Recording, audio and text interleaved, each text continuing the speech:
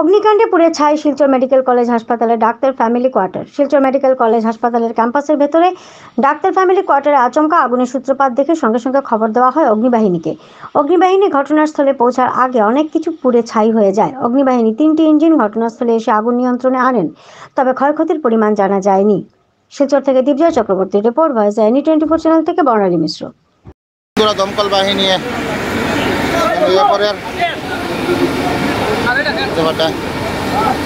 আরেখান পানির গাড়ি আর ওই লাগে আমরা প্রিন্সিপাল স্যার সব আছেন ইনোভার, আমাদের সব প্রিন্সিপাল স্যার আছেন।